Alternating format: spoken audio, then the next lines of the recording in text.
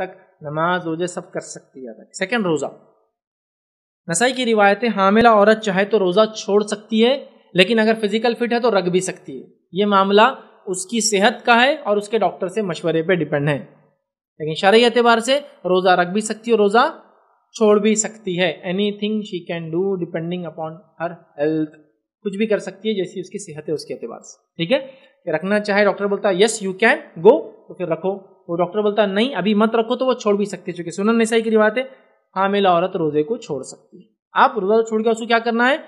بعد میں اس روزے کی گنتی کو پورا کرنا ہے. بعد میں مطلب بچے کی پیدائش کے بعد یاد رکھیں.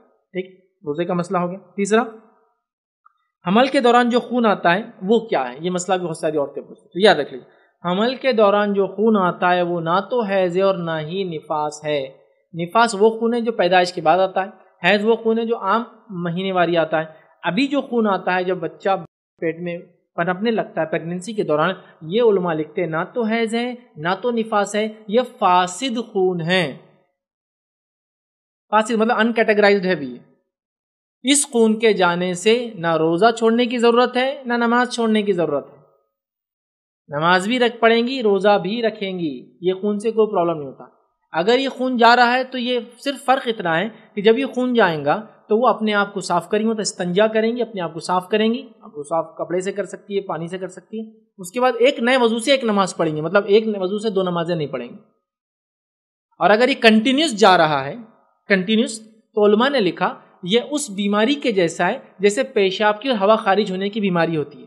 اور ایسی دو بیماریوں میں جس کو پیشاب کے خطرے جانے کی بیماری اور ہوا کنٹینیوس خارج ہوتی ہے، پیٹ کی بیماری، السر کی کسی اور وجہ سے، ایسے لوگوں کے لیے ایک نماز کے لیے ایک وضو کافی ہے. پھر چاہے کتنے ہی خطرے نکلے یا کتنی ہوا خارج ہو. صرف احتیاط یہ ہے کہ پیشاب کے خطرے کپڑوں پہ نہ لگے تو وہ کچھ ایسی چیزیں لگا لے شرمگاہ کے پاس کہ پیشاب اس میں جذب ہو جائے. تو یہ مسئلہ اس عورت کے لیے بھی لاگو ہوگا کہ اگر خون جا ہی رہا ہے جو کہ حیض کا بھی نہیں ہے اور نفاس کا بھی نہیں ہے، اولاد کی پیدائش سے پہلے، تو ایسی شکل میں وہ کچھ لگا لے. آج کل تو بہت آسان ہے، کاٹن پیڈز ہیں، نیپکنس ہیں، وہ یوز کر لے اور وضو کر لے اور نماز پڑھ لے. لیکن اگلی نماز کے لیے پھر سے اس کو صاف کرنا پڑے گا، دھونا پڑے گا، پھر ایک وضو کرنا پڑے گا، پھر نماز پڑھنا. اتنا بس فرق رہے گا. سمجھ گیا؟ تو یہ خون وہ نہیں ہے. اور ایسی حالت میں اس کے لیے نماز بھی ہے، روزہ بھی ہے اگر صحت ہے تو.